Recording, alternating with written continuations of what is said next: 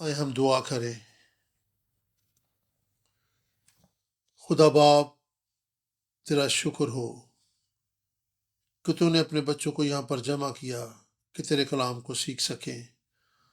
ہم 10 احکام کے وسیلہ سے اس بات کا فہم و ادراک حاصل کر سکیں کہ ہماری محافظت اور سلامتی کے لیے تیری محبت بہت گہری ہے۔ یہ احکام تیری محبت کا پیغام دیتے ہیں۔ اے باپ، ہم دعا کرتے ہیں تیرے روح کو اس کے وسیلہ سے مدد کر کے ہم زندگی بخش کلام کو سیکھ سکیں جو کہ 10 احکام ہیں۔ آج ہم دوسرے حکم کا مطالعہ کرنے والے ہیں۔ ہماری دعا ہے کہ تیرا کلام ہمارے لیے محض علم نہ رہے، بلکہ تیری پرقدرت محبت کے طور پر ہماری زندگی میں ظاہر ہو، تاکہ ہم تیری صورت اور شبیہ پر ڈھلتے چلے جائیں، کیونکہ اس کائنات کے تخلیق میں ہمارا تیرے لیے یہی مقصد ہے۔ ہم اس وقت کو تیرے ہاتھوں میں دیتے ہیں، ہماری دعا کو سن، یسوع کے نام میں، آمین۔ آج ہم دوسرے حکم پر غور و خوض کریں گے۔ 10 احکام پر ہمارا یہ تیسرا اسٹڈی پروگرام ہے۔ اس سے پہلے کہ ہم شروع کریں، میں آپ سے ایک سوال کرنا چاہوں گی۔ ہم یقین سے کہہ سکتے ہیں کہ بہت سے لوگوں کے درمیان 10 احکام کے تعلق سے بڑی غلط فہمیاں پائی جاتی ہیں۔ یہ ہمیں ایک بوجھ محسوس ہوتے ہیں، گویا ہماری گردنوں پر بھاری جوا ہے۔ یہ بالکل ایسے ہی محسوس ہوتے ہیں کہ شریعت کی تابع داری کرو ورنہ مر جاؤ گے۔ یہ خدا کی خوفناک شریعت سے بڑھ کر ہے۔ میری دعا کہ ہم خدا کی محبت کو سمجھ سکیں، تاکہ ہم روحانی بے اعتقادی اور غلط فہمی سے شفا پائیں، تاکہ ہم بحال ہو کر وہی بن جائیں جو خدا ہمیں بنانا چاہتا ہے۔ ہم دوسرے حکم پر غور کرتے ہوئے خروج 20 باب اور استثنا 5 باب میں سے حوالہ جات دیکھیں گے۔ یہ دوسرا حکم ہے۔ آئیں اکٹھے مل کر اس حکم کو پڑھتے ہیں۔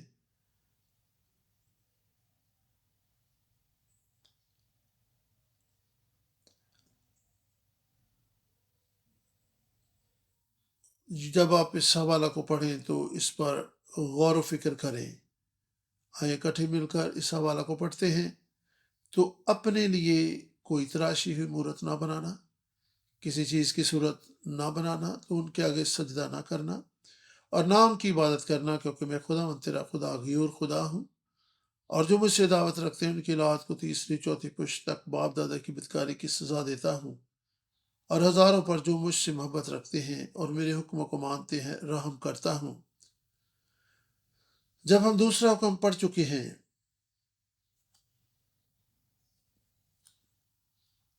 تو آپ خدا کے تعلق سے کیا سوچتے ہیں؟ بعض لوگ کہتے ہیں کہ وہ خدا غیور ہے، بعض کہتے ہیں کہ وہ تو بہت ہولناک خدا ہے۔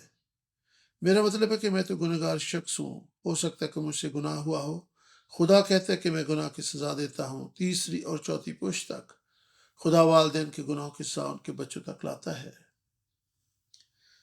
خدا فرماتا ہے کہ جو مجھ سے محبت رکھتے ہیں اور میرے حکموں کو مانتے ہیں، میری شفقت ان پر 1000 پشت تک رہتی ہے۔ گناہ کی سزا تیسری اور چوتھی پشت تک، لیکن تابعداری کا اجر ہزاروں پشتوں تک ہے۔ آئیں غور کریں کہ 1000 پشتوں کا حساب لگائیں۔ بالعموم 30 سال کی ایک پشت ہوتی ہے، کیونکہ اس عمر تک ایک شخص جوان ہو کر بیاہ کر لیتا ہے، پھر اس کی اولاد ہوتی ہے اور یہ ایک پشت کہلاتی ہے، جو کہ عموماً 30 برس تک ہوتی ہے۔ اگر آپ 30 کو 1000 سے ضرب دیں تو یہ 30,000 سال بنتے ہیں۔ غور کریں کہ خدا اپنی شفقت اور برکت کا حساب کتاب ہماری سوچ اور وہم و گمان سے بڑھ کر کرتا ہے۔ خدا ایسی ہی محبت کا اظہار ہم پر کیا چاہتا ہے۔ یہی وجہ کہ وہ فرماتا ہے کہ میری آواز کی شنوا ہو، میرے حکموں کی تابع داری کرو۔ آئیں اسی حصہ پر غور کریں۔ خدا کی محبت، اس کی شفقت اور اپنی برکات کو ہم پر خدا 1000 پشتوں تک نازل کرنا چاہتا ہے۔ با الفاظ دیگر ہمیں اس حکم کو قبول کرنے کے بارے میں سوچنا ہے۔ یہ کتاب، یہ حکم غیر اقوام کے لیے نہیں تھا۔ یہاں پر یہ بات قابل غور ہے کہ خدا کن لوگوں سے مخاطب ہے۔ خروج 20 باب کو سینا پر نازل ہوا۔ اس پیغام کو سننے والی بنی اسرائیل قوم تھی، خدا کی برگزیدہ نسل جو کہ اسرائیلی تھے۔ انہوں نے خدا کی قدرت کو اپنے درمیان کام کرتے ہوئے دیکھا تھا۔ یہ وہی خدا تھا جس نے ملک مصر پر 10 وبائیں نازل کی تھیں، یعنی اس قوم پر جنہوں نے بنی اسرائیل کو 430 برس تک غلام بنائے رکھا تھا۔ یہ وہی خدا تھا جس نے ملک کے مصر پر 10 وبائیں نازل کی تھیں، یعنی اس قوم پر جنہوں نے بنی اسرائیل کو 430 برس تک غلام بنائے رکھا تھا۔ انہوں نے معجزانہ طور پر وہاں سے رہائی پائی تھی۔ وہ خدا کی قدرت کے سبب سے معجزانہ طور پر بحر کلزم عبور کر کے آئے تھے۔ اب لوگ خدا کے زور کھڑے تھے۔ یہ لوگ خدا کے ساتھ اچھے تعلق کے خواہاں تھے۔ وہ اس خدا سے ملاقات کے مشتاق تھے۔ کوہ سینا کے پہاڑ کے دامن پر کھڑے ہوئے ان لوگوں کے دل کی حالت کو سمجھا جا سکتا ہے۔ خدا نیچے اتر کر انہیں ابدی زندگی کا کام دے رہا تھا تاکہ خدا اور اس کے لوگ ابدی عہد میں بن سکیں۔ پر شریعت دینے والے کی حیثیت سے خدا بخوبی جانتا تھا کہ بنی اسرائیل اس کو دیکھنے کے کس قدر مشتاق ہیں۔ پس خدا دوسرے حکم میں اپنے لوگوں کو کس کام سے منع کر رہا ہے؟ دوسرا حکم یہی تھا کہ تو اپنے لیے کوئی تراشی ہوئی مورت نہ بنانا۔ اس سے ہمیں اس بات کا اندازہ ہوتا ہے کہ خدا انسانی کمزوری سے کس قدر آگاہ اور واقف ہے۔ ہم دیکھنا چاہتے ہیں، ہم چھونا اور محسوس کرنا چاہتے ہیں، ایمان لانے سے قبل ہم چھو کر یقین کرنا چاہتے ہیں۔ انسانی فطرت کو جانتے ہوئے خدا ہمیں آگاہ کر رہا ہے کہ ہم ایسا نہ کریں۔ وہ نہیں چاہتا کہ ہم جھوٹے معبودوں کے پیچھے چلنے والے ہوں، کیونکہ وہ ہم سے ملنا چاہتا ہے۔ وہ چاہتا ہے کہ جیسا وہ ہے اسے ہم ویسا ہی دیکھیں۔ ہم دوسرے حکم کا مطالعہ کر رہے ہیں۔ ہمارا آسمانی باپ ہم سے یہ چاہتا ہے کہ جیسا وہ ہے اسے ہم ویسا ہی جانیں اور دیکھیں۔ اسی لیے تو وہ چاہتا ہے کہ ہم اپنے لیے کوئی ڈھالی ہوئی مورت یا تراشی ہوئی مورت نہ بنائیں۔ لیکن مسئلہ یہ کہ خدا تو نادید نہیں ہے۔ ہم خدا کو دیکھنا چاہتے ہیں، ہم اپنے آسمانی باپ کو دیکھنا چاہتے ہیں، لیکن ایسا ہو نہیں سکتا کیونکہ وہ تو جسمانی آنکھوں سے نظر نہیں آتا، کیونکہ وہ روح ہے۔ یوحنا 4:24 میں لکھا ہے، خدا روح ہے، اس لیے ضرور ہے کہ اس کے پرستار روح اور سچائی سے اس کی پرستش کریں۔ اس لیے اگر آپ پرستش کے ذریعے سے اس کے ساتھ ایک تعلق پیدا کرنا چاہتے ہیں تو پھر ضرور ہے کہ ہم روح اور سچائی سے پرستش کریں۔ روح اور سچائی دو بنیادی چیزیں جنہیں ہم کسی صورت نظر انداز نہیں کر سکتے۔ اس ذریعے سے ہم خدا کے ساتھ ایک تعلق استوار کر سکتے ہیں۔ اس کے ساتھ رفاقت اس کے بغیر ناممکن ہے، یعنی روح اور سچائی سے پرستش ہی خدا کے ساتھ رفاقت کا ایک ذریعہ ہے۔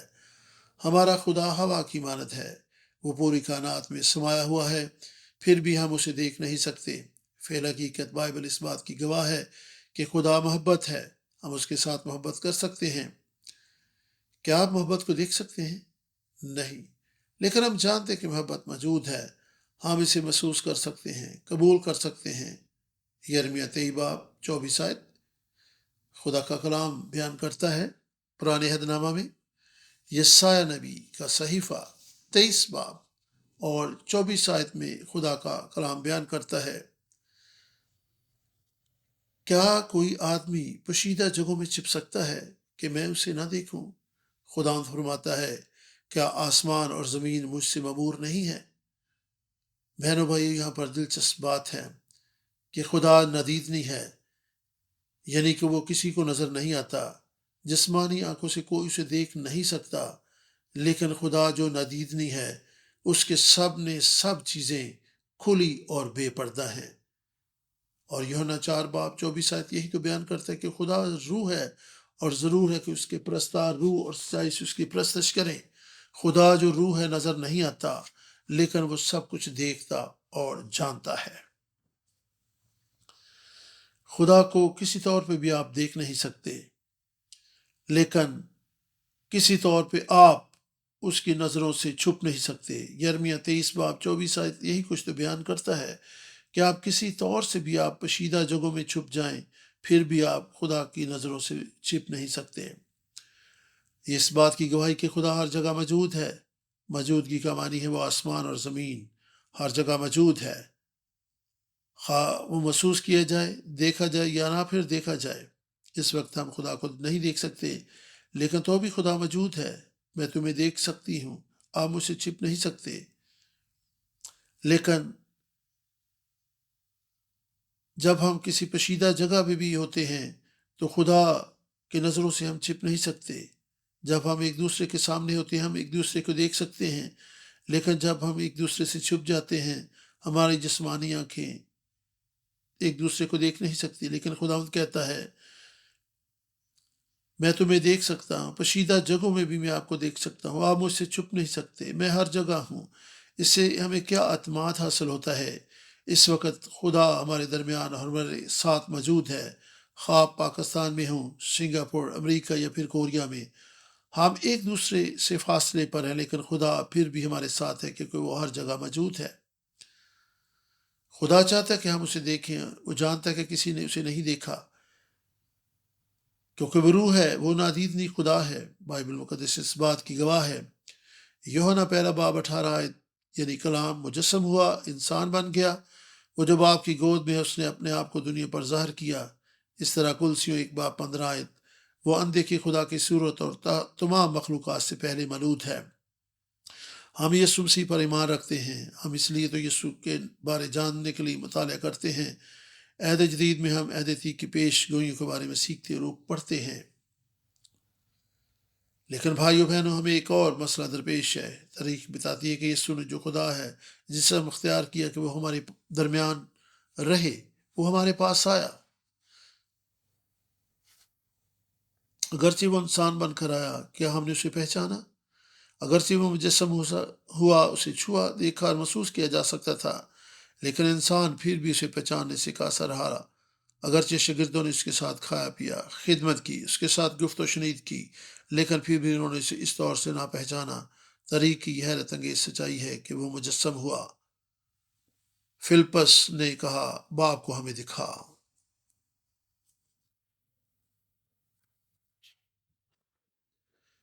فلپس کا سوال ہم سب کے دل اور سوچ کی عکاسی کرتا ہے۔ ہم سب ایمان کے سفر پر ہیں، ہم یسوع کی پیروی کرتے ہیں تو بھی ہم اسے دیکھنا چاہتے ہیں۔ یسوع نے جواب دیا، میں اتنی دیر سے تمہارے ساتھ ہوں، پھر بھی تو کہتا ہے کہ باپ کو ہمیں دکھا۔ جس نے مجھے دیکھا اس نے باپ کو دیکھا، پھر تو کیوں کر کہتا ہے کہ باپ کو ہمیں دکھا؟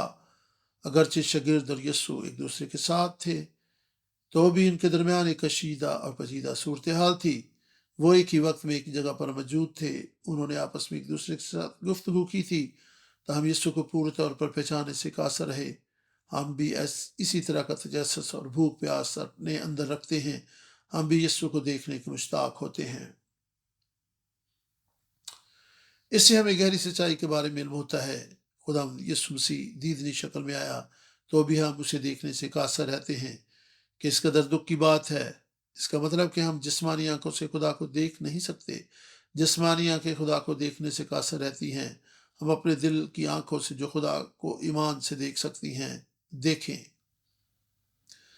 مسیح زندگی اپنے آپ کی تربیت کرنے کا نام ہے تاکہ ہم خدا کو اپنے دل کی آنکھوں سے دیکھ سکیں، کیونکہ ہم جسمانی آنکھوں سے اسے دیکھ نہیں سکتے۔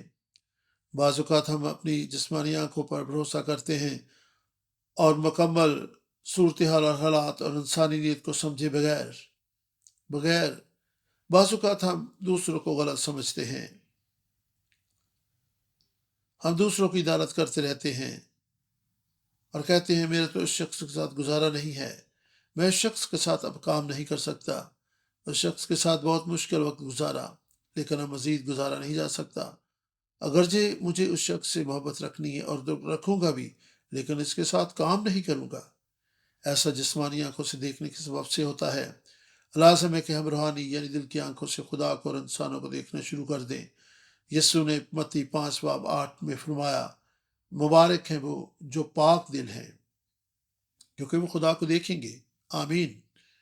یسوع جو خدا ہے اس نے از خود واضح کر دیا کہ ہم خدا کو دل کی آنکھوں سے دیکھ سکتے ہیں، اس لیے لازم ہے کہ ہمارے دل پاک ہوں۔ ہم اس طرح کی ایک اور مثال دیکھ سکتے ہیں۔ یسوع کی موت کے سبب سے شاگرد غم زدہ تھے۔ یسوع کی وفات کے بعد شاگرد اپنے اپنے کاموں میں لگ گئے۔ وہ مسیح کی پیروی سے دستبردار ہو رہے تھے کیونکہ ان کا ایمان مسیح پر پختہ نہیں تھا۔ یسوع نے کہا، اگر تم میرے کلام کی تابعداری کرو تو کبھی موت کو نہ دیکھو گے، آپ اپنی زندگی پاؤ گے۔ اور اب وہی شخص جس نے یہ تعلیم دی خود صلیب پر زندگی کی بازی ہار گیا۔ جو کچھ ہوا اسے جسمانی آنکھوں اور عقل سے دیکھنے کے سبب سے وہ دل برداشتہ ہو گئے۔ ایمان اور امید چاہتا رہا۔ وہ سب کچھ چھوڑ کر اپنی راہ لے چکے تھے۔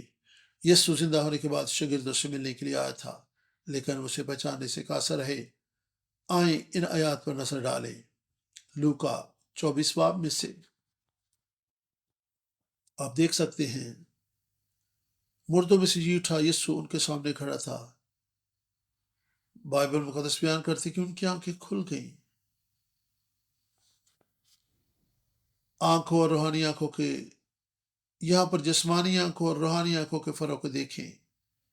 پھر یسوع کو دیکھنے کے لیے ان کی آنکھیں کھل گئی۔ لوکا 24 باب میں آپ دیکھ سکتے ہیں اگر خدا ہماری آنکھیں کھولے تو پھر ہم خدا کو دیکھ سکتے ہیں، اور اگر ہمارے دل پاک ہوں جیسا کہ متی 5 باب 8 آیت میں لکھا ہے تو پھر ہی ہم خدا کو دیکھ سکتے ہیں۔ خدا سے دعا کریں کہ ہمارے دل پاک ہو جائیں۔ خدا سے دعا کریں کہ ہماری آنکھیں کھل جائیں تاکہ ہم خدا کو دیکھ سکیں۔ لوکا 24 باب 31 آیت میں خدا کا کلام بیان کرتا ہے، اس پر ان کی آنکھیں کھل گئیں اور انہوں نے اس کو پہچان لیا اور ان کی نظر سے غائب ہو گیا۔ ان کی آنکھیں میری اور آپ کی طرح کھلی تھیں جبکہ روحانیہ کے من تھی۔ میں ان دو اشخاص کا ذکر کر رہی ہوں جو اموس کی راہ پر جا رہے تھے اور یسوع ان کے ساتھ جا ملا تھا۔ میں چاہتی ہوں کہ اسی حصہ پر غور کریں۔ جب ان کی آنکھیں کھل گئیں تو یسوع وہاں سے غائب ہو گیا۔ جب ہماری روحانی آنکھیں کھل جاتی ہیں ہم حقیقی طور پر باپ کو پہچان لیتے ہیں۔ پھر وہ دیکھا نہیں جا سکتا کیونکہ اصل میں خدا روح ہے، وہ نادید نہیں ہے، اور یہی طریقہ ہے جس سے ہم اسے دیکھ سکتے ہیں، یعنی جیسا وہ ہے اسے ویسا ہی دیکھیں اور دل کی اور ایمان کی آنکھوں سے اسے دیکھیں، کیونکہ جسمانی آنکھوں سے آپ خدا کو دیکھ نہیں سکتے۔ اور لوکا 24 باب 16 آیت اور پھر مقدس لوکا کے معرفت لکھی گئی انجیل 24 باب 31 آیت، ان دونوں حوالہ جات کو اگر آپ پڑھیں تو آپ کو محسوس ہوگا کہ خدا کو دیکھنے کے لیے جسمانی آنکھوں کو نہیں، خاص آنکھوں کی ضرورت ہے، اور وہ پاک دل لوگوں کو ملتی ہیں، اور وہ انہیں ملتی ہیں جنہیں خدا وہ آنکھیں دیتا ہے۔ اگر آپ خدا کو دیکھنا چاہتے ہیں تو خدا سے روحانی آنکھیں مانگ لیں، اپنے دل کی آنکھوں کے روشن ہونے کے لیے اس سے التجا کریں تاکہ آپ خدا کو جو روح ہے دیکھ سکیں، یسوع کو جو اس کا بیٹا ہے پہچان سکیں۔ اس طرح افسیوں 1 باب 18 آیت بیان کرتی ہے کہ ہمارے دل کی آنکھیں روشن ہو جائیں۔ ایمان کے سفر میں یہ ایک لازم اور عام حصہ ہے۔ آئیں اس حوالہ کو پڑھیں۔ افسیوں 1 باب 18 آیت، مقدس پولس رسول کا افسس کی کلیسیا کے نام لکھا گیا خط، 1 باب 18 آیت خدا کے کلام میں لکھا ہے، اور تمہارے دل کی آنکھیں روشن ہو جائیں تاکہ تم کو معلوم ہو کہ اس کے بلانے سے کیسی کچھ امید ہے اور اس کی میراث کی جلال کی دولت مقدسوں میں کیسی کچھ ہے۔ ہم کئی طرح کی جسمانی مشکلات، وباؤں اور بحرانوں کا شکار ہو جاتے ہیں، پھر ہم سوچتے ہیں کہ دنیا کا خاتمہ قریب ہے، لیکن یاد رہے کہ حالات خواہ کیسے بھی کیوں نہ ہوں، یہی دعا ہے کہ ہمارے دل کی آنکھیں روشن ہو جائیں تاکہ ہم تجربات سے جانیں کہ اس کے بلانے سے کیسی کچھ امید ہے۔ ہم یسوع کو پورے طور پر جانیں، اسے اپنا نجات دہندہ قبول کریں۔ یہ سب کچھ جسمانی مالی دولت سے حاصل نہیں ہو سکتا۔ اس کے بلانے میں امید پائی جاتی ہے، اس سے ہم اس کے جلال کی دولت اور برکت پاتے ہیں۔ اس کی میراث بل گیٹس جیسی میراث نہیں ہے، نہ ہی سامسنگ کمپنی جیسی میراث ہے۔ ہمارے آسمانی باپ کی میراث نادید نہیں ہے، یہ میراث ایک قبضہ ہوتا ہے، یہ بہت بڑی دولت اور جسمانی اور روحانی دولت ہوتی ہے۔ جب ہماری روحانی آنکھیں کھل جاتی ہیں تو ہم خدا کو دیکھنا شروع کر دیتے ہیں۔ ہم اپنے باپ کی میراث کے جلال کو دیکھنا شروع کر دیتے ہیں جو مسیح یسوع میں ہمیں مل چکی ہے۔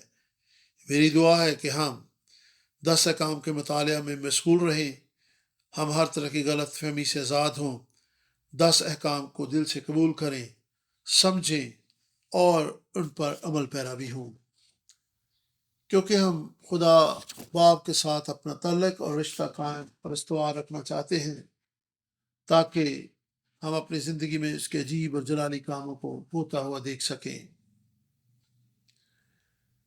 لیکن اس کے لیے ہمارے دلوں کو پاک ہونا ضروری ہے۔ یسوع نے متی 5 باب میں کہا مبارک ہیں جو پاک دل ہیں کیونکہ وہ خدا کو دیکھیں گے۔ یونانی لفظ کتھارس پاک دل کے لیے لفظ استعمال ہوا ہے۔ اس پاک دل کا معنی ہے کہ نہ صرف دیدنی اعمال و افعال یا سطحی طور پر بلکہ ہمارے خیالات اور ارادے بھی پاک ہوں۔ ہو سکتا ہے کہ ہم بظاہر اچھے کام کریں لیکن ہمارے دلوں کے ارادے اور خیالات نیک نہ ہوں۔ اگر ہم ظاہری طور پر اچھے ہوں لیکن اگر ہمارا باطن پاک اور اچھا نہ ہو تو یہ ریاکاری ہے۔ بس اپنے اعمال و افعال کے ساتھ اپنے ارادے اور نیت کو بھی دیکھیں۔ یہ ہے کتھارس یعنی پاک دل، ظاہر و باطن کا یکساں پاک ہونا۔ جب ہمارے دل کی آنکھیں ایسی پاک ہوں گی ہم ڈبل مائنڈڈ نہیں ہوں گے، کیونکہ اس صورت میں ہم خدا کی نہیں کسی اور چیز کی عبادت اور خدمت کرتے ہیں۔ پاک دل وہ ہوتے ہیں جن کی آنکھیں خدا پر لگی ہوتی ہیں۔ اس کا کیا مطلب ہے؟ آنکھیں جو صرف خدا پر لگی ہوں۔ اس کا معنی کہ ہم آدمیوں سے تعریف نہیں چاہتے۔ اگر کوئی آپ کی تعریف نہ کرے، آپ دل برتاتا نہ ہوں، دکھوں، پریشانیوں اور مسائل میں بھی اس کی طرف نظر لگائیں، خدا آپ کو تسلی اور تشفی دے گا۔ آپ اس کی طرف سے تقویت پائیں گے۔ ہم چھوٹے سے چھوٹا کام بھی اس کے جلال کے لیے کریں، نہ کہ آدمیوں کو خوش کرنے کے لیے، کیونکہ خدا کے کلام میں یہ لکھا ہے کہ جو کام کرو یہ جان کر کہ خداوند کے لیے کرتے ہو نہ کہ آدمیوں کے لیے۔ اور ہمیں سبھی کچھ خداوند کے لیے کرنا ہے۔ ہمیں روحانی طور پر پاک ہونا ہے۔ ہمیں روحانی آنکھیں حاصل کرنی ہیں تاکہ ہم خدا کو دیکھ سکیں۔ ہم طریقی میں نہ رہیں بلکہ خدا کو جانیں، خدا کو گہرے طور پر جانیں، تاکہ ہمارا ایمان اور بھی پختہ ہوتا چلا جائے، تاکہ ہم اور روحانی طور پر مضبوط ہوتے چلے جائیں اور پاک ہوتے چلے جائیں، کیونکہ مبارک ہیں وہ جو پاک دل ہیں کیونکہ وہی خداوند کو دیکھیں گے۔ جسمانی آنکھیں خداوند کو نہیں دیکھ سکتی۔ ہمارے اعمال و افعال، ہمارا سب کچھ خداوند کے لیے ہو اور ہم خداوند پر اپنی نظریں لگائے رہیں۔ رومیو کی کلیسیا کے نام لکھا گیا مقدس پالوس رسول کا خط، 2 باب 29 آیت حقیقی یہودی کو بیان کرتی ہے، یعنی جو ظاہری نہیں ہے۔ یعنی یہودی وہ ہے جو ظاہری نہیں ہے۔ یہ رومیو 2 باب 29 آیت۔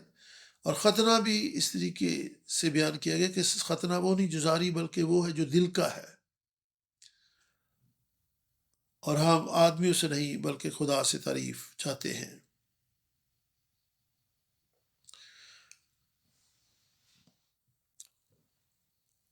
یہاں بھی پاک دل یعنی کتھارت سے منسلک بات ہے، بلکہ یہودی وہی ہے جو باطن میں ہے، اور ختنہ وہی ہے جو دل کا ہے اور روحانی ہے، نہ کہ لفظی۔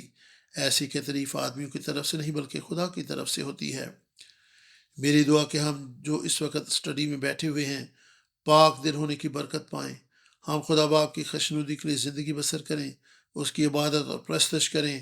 اس کا وعدہ کہ وہ ہم پر شفقت کرے گا کہ ہم دوسروں کے لیے باعث سے برکت ہونے کا وسیلہ بن جائیں، تاکہ ہم میں سے زندگی کے پانی کی ندیاں جاری ہو جائیں۔ خدا کے ساتھ درست اور کامل استوار کرنے کے لیے ہماری آنکھیں کھل جائیں، تاکہ ہم انسانوں کی طرف سے عزت کے طالب نہ ہوں بلکہ خدا پر اعتماد اور بھروسہ رکھیں۔ آمین۔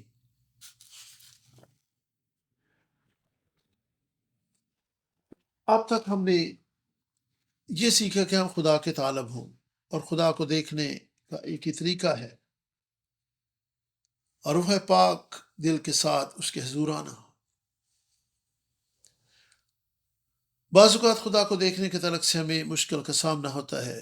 اس کا مطلب یہ ہو کہ ہمارے دل اس وقت خدا کے ساتھ ہم آہنگ نہیں ہوتے۔ ہم اپنے شکستہ دلوں کو کیسے خدا کے ساتھ درست کریں؟ کسی بھی ٹوٹی چیز کو جوڑنے کے لیے یہ سمجھنا پڑتا ہے کہ وہ اصل حالت میں کیسی تھی۔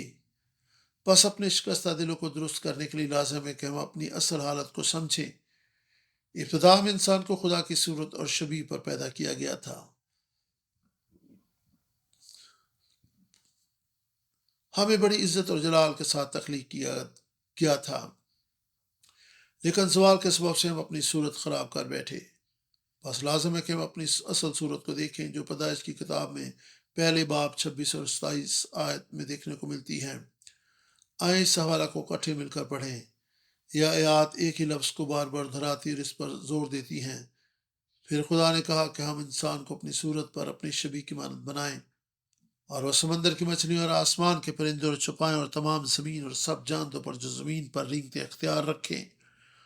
اور خدا نے انسان کو اپنی صورت پر پیدا کیا، خدا کی صورت پر اس کو پیدا کیا۔ بس کون سا لفظ بار بار آیا ہے؟ ہمیں کس کی شبیہ اور صورت پر بنایا گیا تھا؟ خدا کی صورت اور شبیہ پر۔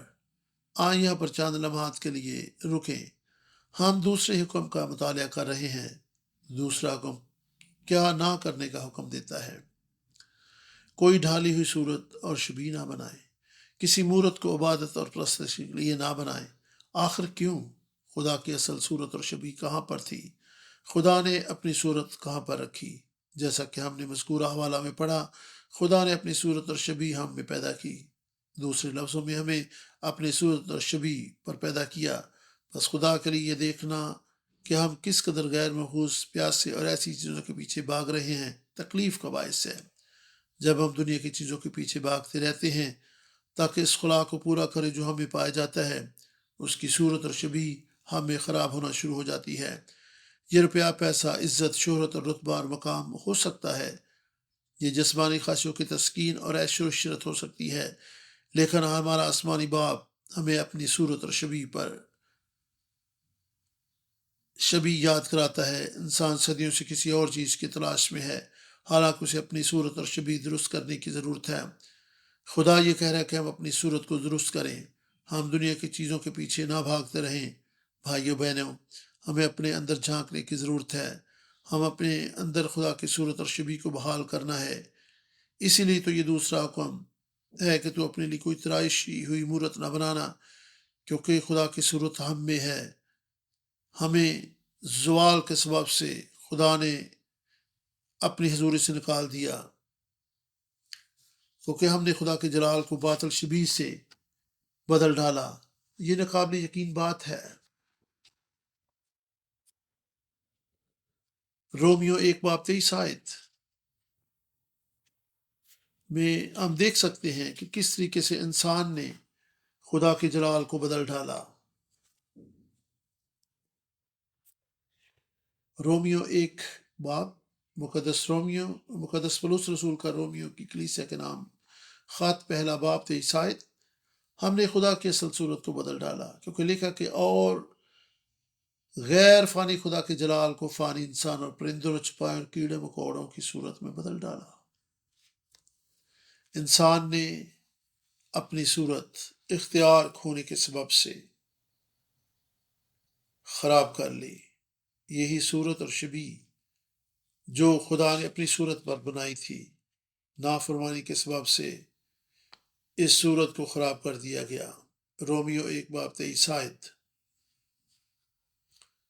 بس اب ہم اپنی اصل صورت کو سمجھ گئے ہیں۔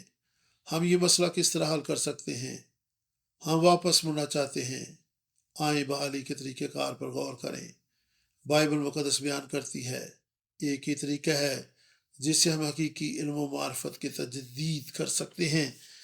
کیسے ہماری تجدید نو ہو سکتی ہے؟ ہمیں واپس مڑنا ہے، ہمیں بحال ہونا ہے، خدا کی صورت اور شبیہ پر دوبارہ سے ڈھلنا اور بننا ہے۔ حقیقی علم و معرفت کے سبب سے ہماری تجدید ہو سکتی ہے۔ کلسیوں 3:10 آیت۔ پرانی انسانیت کو اتار کر نئی تجدید اور بحالی کو پہن لیں۔ یہ نیا پن کیا ہے؟ تجدید کیا ہوتی ہے؟ یعنی حقیقی علم و معرفت کو حاصل کرنا، یعنی اس کی صورت پر بن جائیں جس نے ہمیں خلق کیا ہے۔ ایک انتہائی حصہ جسے بحال ہونے کی ضرورت ہے وہ ہے حقیقی علم و معرفت۔ دنیا کی اعلیٰ تعلیم یہ نہیں کر سکتی، کیونکہ اس حقیقی علم و معرفت کے مطابق ہمیں اس کی صورت پر ڈھلنا ہے جس نے ہمیں اپنی صورت پر بنایا۔ بالفاظ دیگر حقیقی علم و معرفت خدا کی صورت کے مطابق ہی ہے۔ اگر ہمارے بچے کسی اعلیٰ تعلیمی ادارے میں تعلیم حاصل کر رہے ہوں، وہ اس حقیقی علم و معرفت کو حاصل نہ کر پائیں گے۔ یہ علم و معرفت اللہ خطا کلام یعنی بائبل مقدس سے ملتا ہے۔ میں بہت سے بھائیوں بہنوں کے ساتھ یہ مثال شیئر کرتی ہوں۔ ہمارے اس مطالعہ کی بنیاد مخلصی کے تاریخ ہے، یعنی بائبل مقدس سے ہمیں خدا کی پہچان حاصل ہوتی ہے۔ ہمارے مطالعے کی بنیاد مخلصی کے تاریخ ہے جس کے مصنف ابراہیم پارک ہیں۔ ہمیں خدا کے مخلصی بخش انتظام انسلام کو سمجھنا اور جاننا ہے، کیونکہ یہ مطالعہ محض مخلصی بخش تاریخ نہیں بلکہ مخلصی کے لیے خدا کا انتظام انسلام ہے۔ ہم خدا کے انتظام کی بات کر رہے ہیں، بس ہمیں کس قدر مطالعہ کرنے کی ضرورت ہے۔ مثال کے طور پر اگر آپ چھوٹی سی دکان کھولنا چاہتے ہیں تو آپ کو اس کے لیے متعلقہ شعبہ کی ڈگری لینا چاہیے، جیسا کہ MBA master in business administration. MBA کی ڈگری کے لیے آپ کو کتنے سال پڑھنا پڑتا ہے؟ جی ہاں، کم از کم 4 برس تک۔ اگر آپ بہت زیادہ ذہین ہیں تو 2 سال میں بھی اپنی ڈگری مکمل کر سکتے ہیں۔ ہم خدا کے انتظام و انسلام پر بات کر رہے ہیں۔ یہ فطری بات ہے کہ ہم پورے انہماک کے ساتھ خدا کے کلام کا مطالعہ کریں۔ بائبل مقدس بیان کرتی کہ ہمیں کیوں کر خدا کے کلام کا مطالعہ کرنا ہے تاکہ اس کا حقیقی علم و معرفت حاصل کر سکیں۔ تیموتھیوس پہلا باب 5 آیت۔ ہمیں خدا کے علم و معرفت میں ترقی کرنی ہے۔ مقدس پولس رسول کا تیموتھیوس کے نام پہلا خط پہلا باب 5 آیت، اور یہاں پہ خدا کے کلام میں لکھا ہے حکم کا مقصد یہ ہے کہ پاک دل اور نیک نیت اور بے ریا ایمان سے محبت پیدا ہو۔ پہلا تیموتھیوس پہلا باب 5 آیت۔ حکم کا مقصد یہ ہے کہ پاک دل اور نیک نیت اور بے ریا ایمان سے محبت پیدا ہو۔ اس کے لیے لازم ہے کہ ہمارا دل پاک ہو۔ دوسری بات نیک نیت یا صاف ضمیر۔ تیسری بات سچے دل سے ایمان۔ ان تینوں چیزوں کو ہونا لازم ہے۔ ہم اپنے آپ کو مسلسل چیک کرتے رہیں۔ ہمیں دیکھنا ہے کہ آیا ہم ان تینوں علاقہ جات میں اپنے آپ کو بہتر بنا رہے ہیں؟ کیا ہم ان علاقہ جات میں ترقی کر رہے ہیں؟ کیا ہم ان علاقہ جات میں پہلے سے بہتر ہوتے چلے جا رہے ہیں؟ پہلا تیموتھیوس پہلا باب 5 آیت کے مطابق پاک دل، نیک نیتی، سچا ایمان یہی قطعی ہدف نہیں ہے۔ بائبل مقدس کے مطالعے کا قطعی مقصد کیا ہوتا ہے؟ ہم خدا کی محبت کو حاصل کرتے رہیں۔ بائبل بار بار محبت کا پیغام دیتی ہے۔ جس قدر ہم بائبل مقدس کا مطالعہ کرتے ہیں اسی قدر ہم روحانی ترقی کرتے ہیں اور خدا کو جانتے اور اس کی صورت اور شبیہ پر ڈھلتے اور بنتے جاتے ہیں۔ میں حاصل کلام کی طرف آنا چاہوں گی۔ 10 احکام کے متعلق یہ پیغام خاص طور پر دوسرا حکم کہاں پر ہمیں خدا کی کھوئی ہوئی صورت اور شبیہ نہ بنانے کے بارے میں بیان کرتا ہے۔ ہمیں خدا کی کھوئی ہوئی صورت اور شبیہ کو بحال کرنا ہے، بتوں کی صورت میں نہیں بلکہ اپنے کردار میں، اپنی زندگی میں ہمیں اپنے آپ میں خدا کی صورت اور شبیہ کو بحال کرنا ہے۔ یہ بات اخیر زمانہ سے منسلک ہے۔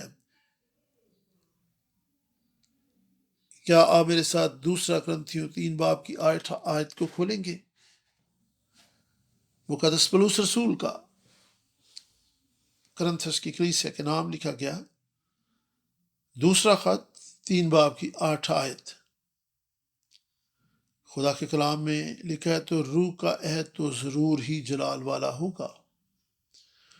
جب آپ آئینے میں دیکھتے ہیں آپ اپنے آپ کو دیکھتے ہیں، لیکن دوسرا کرنتھیوں 3 باب 18 آیت کے مطابق ہم خدا کے جلال کو دیکھتے ہیں، ہم اپنے خالق کی صورت کو دیکھتے ہیں۔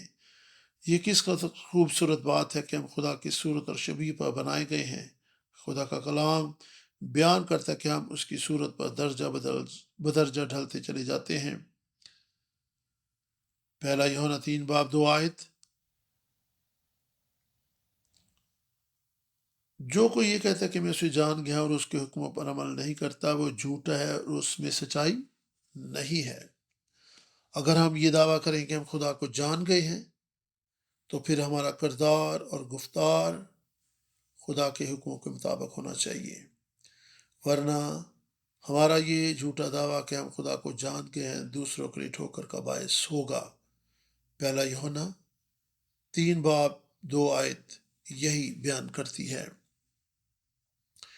یہ آیت وقت کے متعلق اہم مساوات پیش کرتی ہے۔ بعض اوقات ہم یہ سوال پوچھتے ہیں دنیا کا خاتمہ کب ہوگا؟ شاید ہم یہ سوچیں کہ ابھی تو بہت وقت پڑا ہے، یا شاید یہ سمجھے کہ وقت قریب ہے۔ مجھے نہیں علم کہ آپ کیا سوچتے ہیں، لیکن ہم یہ کہتے ہیں کہ خاتمہ ہونے والا ہے۔ جب وہ بادلوں پر ظاہر ہوگا تو ہم اسے ایسا ہی دیکھیں گے جیسا کہ وہ ہے۔ جب ہم اس کی مانند ہوں گے تو اس کی آمد کو دیکھ سکیں گے۔ اس وقت ہم اسے ایسا ہی دیکھیں گے کہ جیسا وہ ہے۔ نوح کی طرح جس نے طوفان کو نہیں دیکھا تھا تو بھی اس نے آنے والے طوفان کے لیے کشتی بنائی۔ نوح نے اپنے حصے کا کام کیا۔ ہم سب کو روحانی طور پر کچھ نہ کچھ بنانا ہے، خاص طور پر خدا کی صورت کو اپنے باطن میں بحال کرنا ہے۔ پس بھائیو بہنوں، خدا نے ہمیں اپنی صورت اور شبیہ پر بنایا ہے تاکہ اس کی الہی فطرت میں شریک ہوں۔ ہم خدا کی الہی ذات میں شریک ہوتے ہیں۔ دوسرا پطرس 1:4 بیان کرتی ہے۔ آئیں اس حوالہ کو پڑھیں۔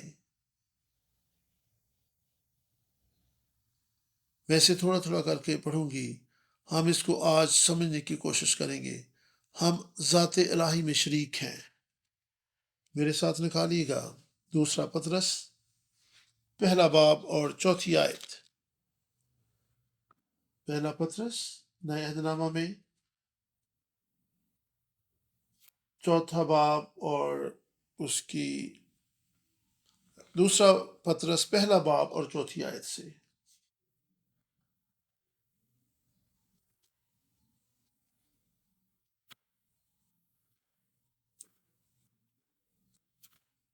خدا کے کلام میں دوسرا پطرس 1:4 سے خدا کے کلام میں لکھا ہے۔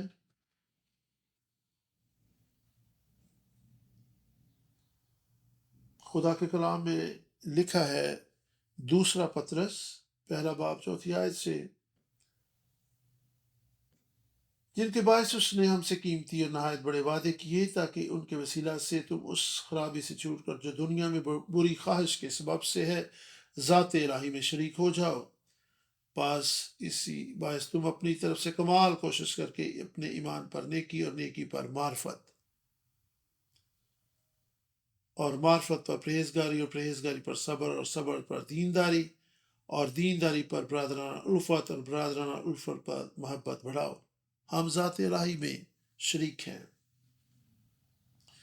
کیونکہ اگر یہ باتیں تم میں موجود ہوں اور زیادہ بھی ہوتی جائیں تو تم کو ہمارے خدا یسوع مسیح کے پہچاننے میں بیکار اور بے پھل نہ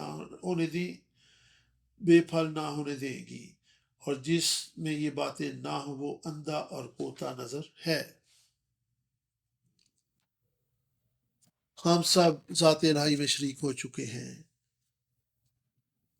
آپ دوسرا پطرس پہلے باب کی 4 سے 7 آیت تک پڑھیں تو آپ کو پتہ چلے گا کہ ہم سب روحانی طور پر درجہ بدرجہ بڑھتے چلے جا رہے ہیں۔ ہمیں کیا کرنا ہے؟ ہمیں یہی کرنا ہے۔ سب سے پہلا حصہ ایمان ہے۔ یہی بنیاد ہے، یہی بنیادی چیز ہے۔ ہم اپنی طرف سے کمال کوشش کریں کہ اپنے ایمان پر نیکی اور نیکی پر معرفت اور معرفت پر پرہیزگاری اور پرہیزگاری پر صبر اور صبر پر دینداری اور دینداری پر برادرانہ الفت اور برادرانہ الفت پر محبت کو بڑھاتے چلے جائیں۔ ہم سب خدا کے کلام کو سن رہے ہیں۔ ہم اس لیے تو یہاں پر موجود ہیں۔ ہم دوسرے حصہ پر غور کریں گے۔ ہمیں علم و معرفت کا اطلاق اپنی زندگی پر کرنا ہے۔ ایمان کے سفر میں سب سے اتم چیز کیا ہے؟ سب سے پہلے پرہیزگاری ہے، اور پھر ثابت قدمی ہے، پھر علم و معرفت ہے، اور پھر درجہ بدرجہ آگے بڑھنا ہے۔ رومیو 10:17 آیت بیان کرتی کہ پاس ایمان سننے سے پیدا ہوتا ہے، سننا مسیح کے کلام سے۔ ہم ایمان کے سفر میں کسی نہ کسی جگہ پر موجود ہیں۔ وہ ایک دوسرے کو مبارک پیش کریں کہ ہم خدا کی ذات الہی میں شریک ہیں۔ یہ سفر آسان تو نہیں ہے۔ آپ اچھا گریڈ حاصل کرنا چاہتے ہیں۔ بعض اوقات ہم آزمائشوں میں سے گزرتے ہیں۔ ہمیں ٹھوس بنیاد پر قائم رہنا ہے۔ آئیں اپنے باپ کی صورت اور شبیہ کو ہم اپنے آپ میں دریافت کرنے کے لیے آگے بڑھتے چلے جائیں۔ آئیں ایک دوسرے کی حوصلہ افزائی کریں تاکہ ہم خدا کے کلام کو اپنی زندگی میں پورا کر سکیں۔ دوسرا حکم، باپ ہمیں چاہتا ہے کہ اس کی صورت اور شبیہ بحال ہو جائے تاکہ ہم اپنی زندگی میں خدا کے کلام کو سنتے رہیں، اور ہم اسی لیے یہاں پر موجود ہیں۔ ہم دوسرے حصہ پر غور کریں گے۔ ہمیں علم و معرفت کا اطلاق اپنی زندگی پہ کرنا ہے، خدا کی خوشنودی کے لیے زندہ رہ سکیں۔ آخری آیت 1 یوحنا 2 آیت اور پھر 6 آیت۔ 1 یوحنا 2 آیت اور پھر 6 آیت، یہ دوسرے حکم کی تعمیل ہے۔ جو کوئی یہ کہتا کہ میں اسے جان گیا اور اس کے حکموں پر عمل نہیں کرتا، وہ جھوٹا ہے اور اس میں سچائی نہیں۔ جو کوئی یہ کہتا کہ میں اس میں قائم ہوں تو چاہیے کہ وہ بھی اسی طرح چلے جس طرح وہ چلتا تھا۔ بھائیو بہنوں، خدا نے ہم پر ظاہر کیا کہ یسوع کس طرح اس دنیا میں چلتا پھرتا تھا، بس ہم بھی اس کے نقش قدم پر چلیں اور اس کی مانند ہوں اور دنیا کے سامنے اس کے اچھے گواہ بن سکیں۔ آئیں آج کے کلام کے لیے خداوند کے حضور میں دعا کریں اور اپنے سروں کو خداوند کی حضوری میں جھکائیں، اپنی آنکھوں کو بند کریں۔ آئے خدا باپ، تیرا شکر ہو کہ تو نے ہمیں کلام سیکھنے کا یہ وقت اور توفیق عطا کی۔ ہم نے دوسرے حکم اور اس کے پیچھے تیرے مقصد ارادے کو جانا۔ ہمیں توفیق دے کہ جیسا تو ہے ہم اسی طور سے تجھے دیکھیں۔ ہمارے دل پاک ہو اور ہم تیری صورت اور شبیہ پر ڈھلتے چلے جائیں۔ ہم ایمان کے سفر پر رواں دواں رہیں۔ اے باپ، ہمیں طاقت اور توفیق دینا، برکت دینا، تاکہ ہم ایک دوسرے کے لیے بھی باعث برکت ہوں، ایک دوسرے کے لیے تقویت کا باعث ہوں،